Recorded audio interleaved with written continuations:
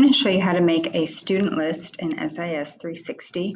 This would be useful for those of you who maybe are moderators of extracurricular activities or coach teams and want to create a group of all of those students, or possibly for SPED teachers who want to have a group of all of its students on your caseload.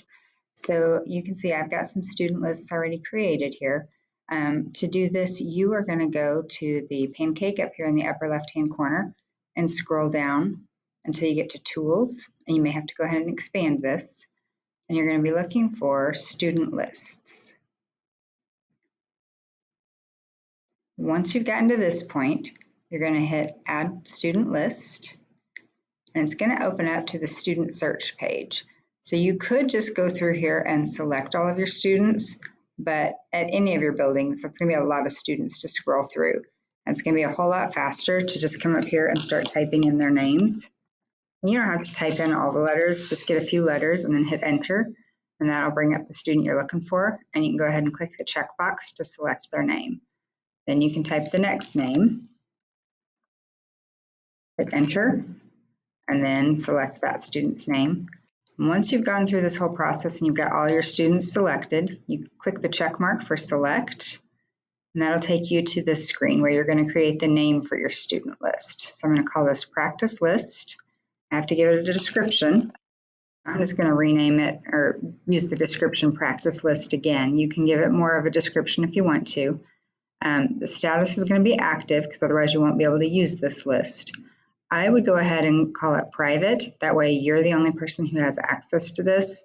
If you would make it available to the selected sites, that would be your building, and anybody on your building could also access this. But that means they could also edit it, and they could remove students from the list or add students to the list. Same thing, if you make it available to the district, any teacher with SIS access would have access to it. So at this point, you're ready to go ahead and hit save. And you can see it's added my list here. So if I go to the actions menu, I can go in and I can view it. And you'll see that it's added my 2 students to this list. If I need to make any changes to this, I'm going to go back here to that tab. I'm going to go to Edit, and I'm going to select Change Students. So at this point, I'm going to go ahead and type in the name of the student I want to add. Click the check mark, and again go to Select. So from here, if I needed to delete a student, I would just hit Delete. And now that I've added my student, I'm going to go ahead and hit Save. And then if I wanted to use the email feature, I could go ahead and click the mass email button down here. And this takes me to the screen similar to when you're mass emailing your students, and you just check the list that you want to use, click Next, and then it takes you here, and you just go on like you're used to when you're doing a mass email for your students. You can also use this list to do grade checks, just the same way we do for advisory.